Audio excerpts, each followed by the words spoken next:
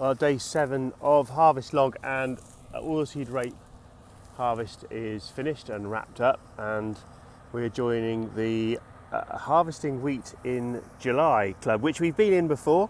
The earliest we've cut wheat here is about 28th of July. Here we are on the 14th, so 2 weeks earlier than normal. This is a little skylark plot here, so little landing area. We had a look at those before. This is a field, it's called Bottom Heath, really light sandy field.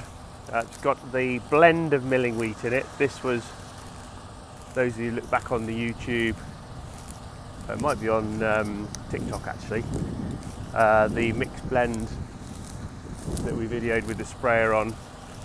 You can see there's lots of varying heights. Those are all the different varieties of wheat in there.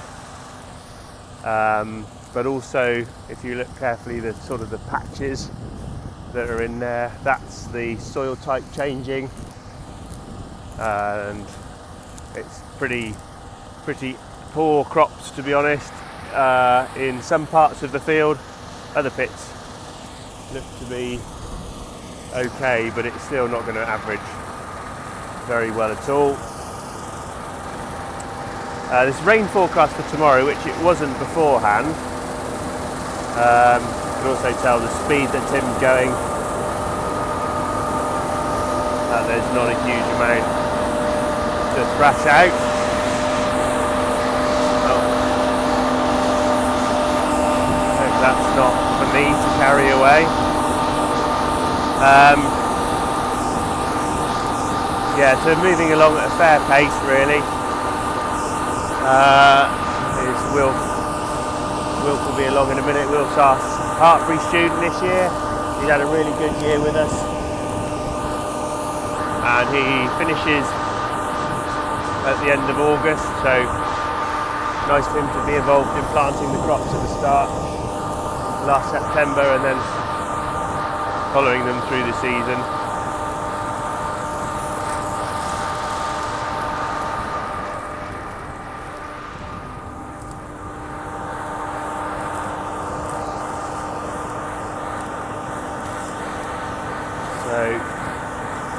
Yeah, rain forecast for tomorrow, so we are just chopping this little bit of straw. I don't really want to get it on the ground, get it wet. Longer ranges dry for a couple of days, and then the weekend looks like we might have a decent bit of rain, which hopefully will start to do a bit of good, start to get some moisture in the ground, so we can start planting cover crops, stubble turnips. And we can start the process all over again. So moisture out here is about 12%, which is dry enough, but we need to keep pushing on, really.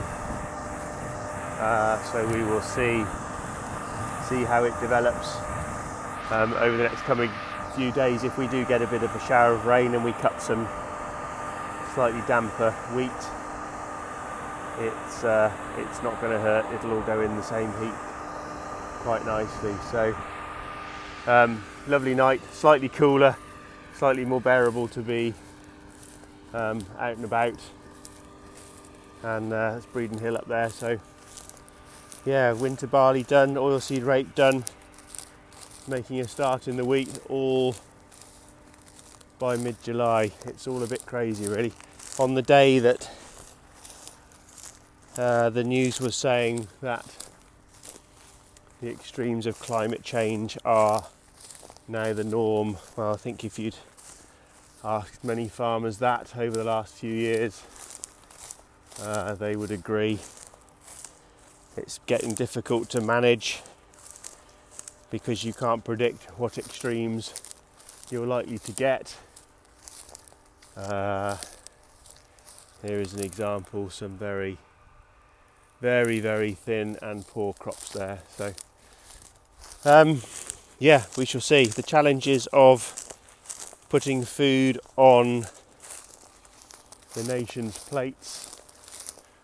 This is a bread making wheat, or blend of bread making varieties. and this is going to be the future of agriculture in this country, trying to manage either extreme wet, extreme heat, extreme dryness, and remain a profitable farming business to steward the land, look after our community and our environment. There's it's like a land drain through there. Look, if you can just see it, slightly taller. So yeah, that's where we are. You can just see the grain store through the middle between those trees there. So